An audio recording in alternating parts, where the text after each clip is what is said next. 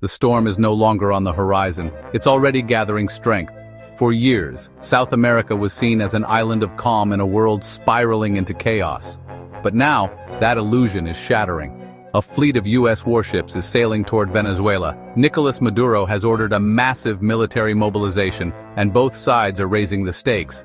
The question is simple, but terrifying. Are we on the brink of a new war, this time in America's own backyard?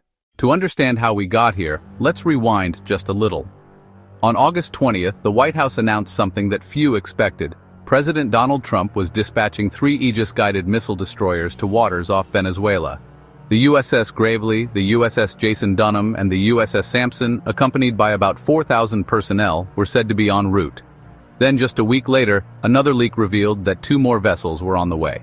A missile cruiser, the USS Lake Erie, and a nuclear-powered fast-attack submarine, the USS Newport News.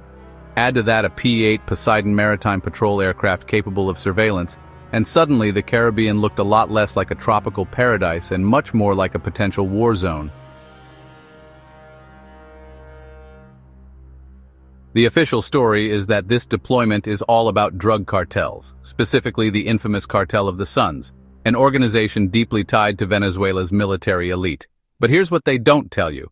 These moves are not just about cocaine or smuggling routes.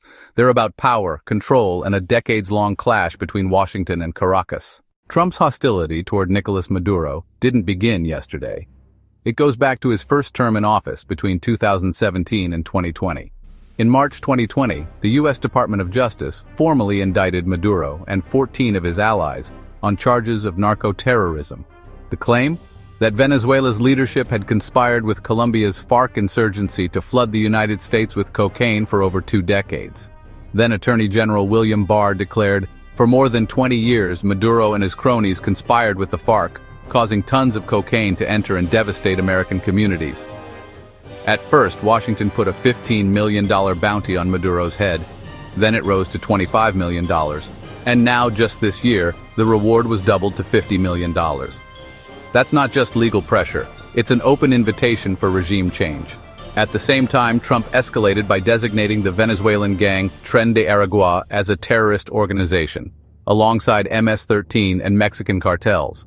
And just days after, Paraguay and Ecuador made a move that raised eyebrows. Both countries labeled the Cartel of the Suns a terrorist group. Coincidence? Hardly.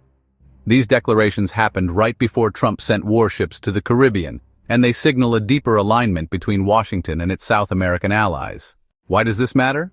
Because both Paraguay and Ecuador are deeply embedded in U.S. security networks. In June 2024, Washington signed a security cooperation memorandum with Ecuador, pumping nearly $100 million worth of military aid, including aircraft, trucks, engines, and training. A year later, Paraguay followed suit with its own agreement. On paper, these deals were about migration and law enforcement. In reality, they tightened the U.S. grip on South America's security architecture. So when these 2 governments suddenly declared Maduro's cartel a terrorist organization, it was less about regional initiative and more about following Washington's lead. Meanwhile, Maduro was playing his own game. In early August, sensing the pressure, he proposed joint anti-drug operations with neighboring Colombia. President Gustavo Petro even backed the idea, insisting that coordinated intelligence could yield results for both nations. But Washington, Quito, and Asunción weren't buying it. To them, it looked more like a stalling tactic than a genuine offer. Maduro, for his part, has always denied the accusations. He insists the Cartel of the Suns is nothing more than a fabrication designed to justify regime change. In an August 27th interview, he lashed out at Washington. Who produces cocaine? Colombia. How does it get out? Mostly through Colombia and Ecuador. Who buys it? The United States. And where does that money go? Into U.S. banks. Yet they point the finger at Venezuela. Then he dropped the hammer. During the Cold War, they accused their enemies of being communists. Later, they accused them of terrorism. They invaded Iraq, Afghanistan, Libya. Now it's narco-trafficking. Venezuela is a clean, free territory. But is it? The truth is far murkier. Yes, corruption runs through U.S. banks. And yes, demand is driven by American consumers. But Venezuela's claim to be clean doesn't hold water. Reports from international intelligence agencies describe the Cartel of the Suns as a massive network involving generals, judges, and politicians who use state aircraft, ports, and even military ships to smuggle cocaine to the US and Europe. Millions of dollars allegedly flow from this trade into the pockets of Venezuela's armed forces, buying loyalty and keeping the regime afloat. In that sense, targeting the cartel is almost indistinguishable from targeting Maduro himself. And that's why Caracas reacted so fiercely when Paraguay, Ecuador, and the US dropped the terrorist label. On August 28th, Maduro stood in front of a crowd in Plaza Bolivar and declared, "We will kneel before no one. Venezuela is not Washington's colony. If they come with ships and missiles, we will be waiting." Hours later, the Venezuelan military staged a show of force. Tanks rolled into position, anti-aircraft batteries were deployed along the coast, and troops carried out large-scale maneuvers in the Caribbean. Defense Minister Vladimir Padrino Lopez warned that any violation of Venezuelan sovereignty would be met with force. On the surface, it looked like posturing, but beneath it lies a real risk. For years, Venezuela has built ties with Russia, China, and Iran. Moscow has supplied S-300 air defense systems and Sukhoi fighter jets. Tehran has sent drones and advisors. Turkey has helped keep Venezuela's economy breathing with financial lifelines, while Iran has shipped fuel to break US sanctions. To Washington, this isn't just about narcotics. It's about stopping Venezuela from becoming a beachhead for America's adversaries in the Western Hemisphere. So what happens if this powder keg ignites? Trump is walking a tightrope. On one side, there's domestic pressure. The Venezuelan exile community in Florida, a key voting bloc, wants nothing less than Maduro's removal. Hardline actions like raising the bounty and labeling gangs as terrorists play well with that audience. On the other side, the risks of actual military confrontation are enormous. A clash in the Caribbean could spiral out of control, drag in Colombia or Brazil, and even provoke indirect retaliation from Russia or Iran. Latin America is split down the middle. Colombia under Gustavo Petro calls for diplomacy. Brazil under Lula da Silva urges moderation but avoids defending Maduro. Meanwhile, Ecuador and Paraguay have firmly aligned with Washington. It's starting to look like the continent is once again dividing into rival blocs, just like during the Cold War. Only this time, the front line is not Berlin or Havana, it's Caracas. And yet, amid all the speeches and deployments, millions of ordinary Venezuelans are caught in the middle. Years of economic collapse have pushed over 7 million people to flee the country. For those who remain, inflation, shortages, and repression define daily life.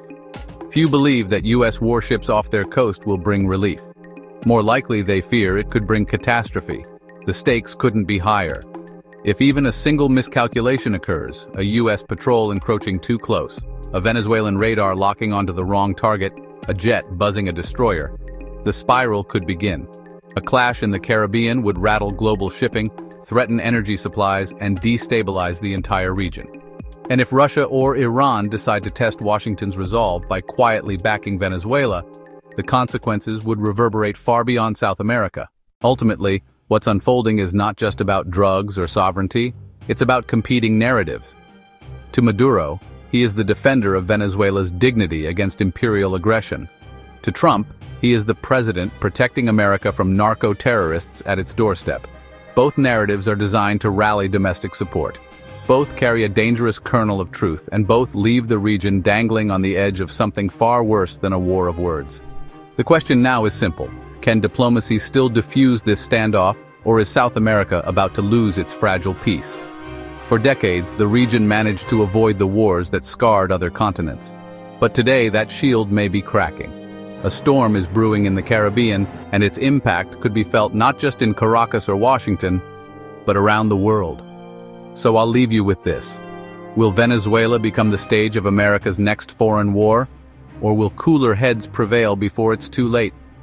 Don't forget to subscribe, share this video, and hit the notification bell so you don't miss the next deep dive into global power struggles. And let us know in the comments, what do you think will happen in Venezuela? Will this remain a standoff, or could it escalate into a war that reshapes the hemisphere?